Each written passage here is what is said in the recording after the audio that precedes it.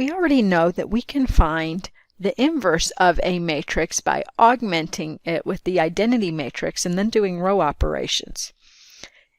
Fortunately, for 2 by 2 matrices, it turns out there is something we could call a shortcut that lets us do it a little bit quicker. To do that, first we're going to talk about something called the determinant, which is a very important quantity in matrix theory. We're only going to learn it for 2 by 2 matrices, although determinants for larger matrices do exist. They're much more complicated. What we do is the determinant of this matrix M with first row AB and second row CD is AD minus BC. The way I usually think of this is just think of multiplying down this diagonal and then subtracting, multiplying down the other diagonal. AD minus BC. Hopefully that will help you to remember it. If that determinant is non-zero, then that tells us that our inverse matrix exists. And the way that we get that inverse matrix is to do the reciprocal of the determinant, and then we're going to multiply it by the matrix, this matrix. Where does this come from? Well, compare this to your original. Notice on the principal diagonal, the A and the D have traded places. Now on the other diagonal, the B and the C have each reversed their signs. So we multiply that by the reciprocal of the determinant, and that gives us our inverse. So let's do this example. First of all, we want to find the determinant.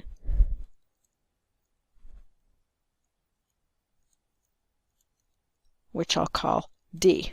So D is equal to -5 times 4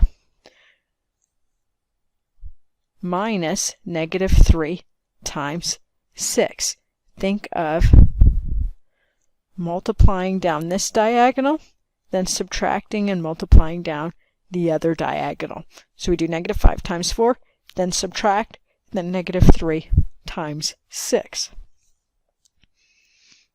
So this gives me -20 plus 18, which is -2. So now I want to find my inverse matrix. So the first thing I'll do is I'll do the reciprocal of that determinant, and then I'm going to multiply it by a matrix. How do I find this?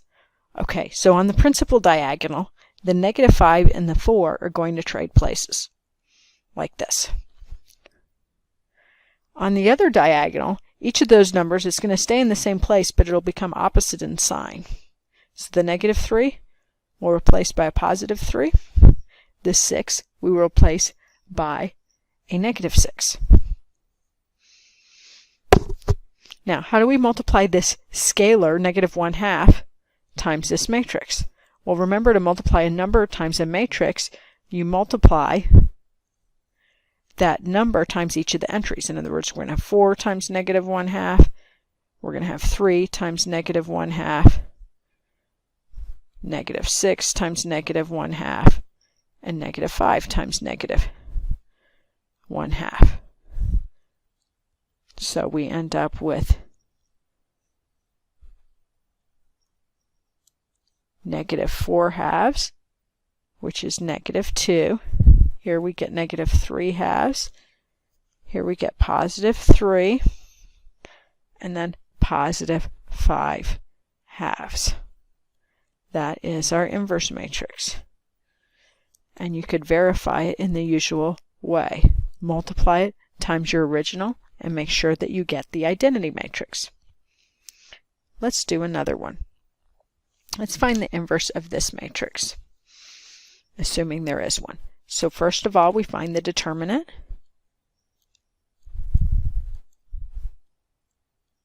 So that'll be, we're going to do 2 times 6 minus 4 times 3. Remember, we're going to go down the principal diagonal, and then we're going to subtract, and then we're going to go down the other diagonal. So this gives me 12 minus 12, which is 0. Well, remember, in that formula, I had to take the reciprocal of that d, or 1 over d. If you get a 0 here, we can't do that. That tells us that M inverse does not exist. This matrix is not an invertible matrix.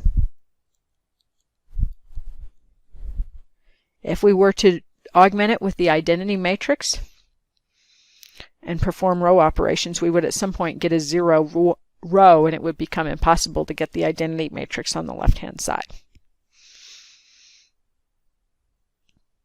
Let's do one more. Let's find the inverse of this. First of all, let's find our determinant D. So we're going to do multiply down the principal diagonal, so that'll be 3 times 8. Then we're going to subtract, multiply down the other diagonal. So 5 times 2, that'll give me 24 minus 10, which is 14.